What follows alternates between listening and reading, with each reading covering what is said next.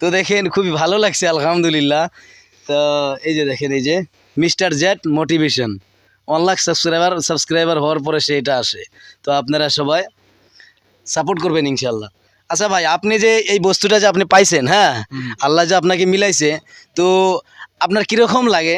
মোটামুটি আপনার কিরকম লাগতেছে যে এই বস্তুটা পাওয়ার পরে আপনার কিরকম লাগতেছে? আমার অনেক দিনের আশা ছিল যে হ্যাঁ। সিলভার বটম আঙ্গুর মাঝের চর মোটামুটি 11 নম্বরের ভিতরে আহান পর্যন্ত এক জায়গায় আমি দেখছি, তাছাড়া কোনো মানুষের কাছে নাই।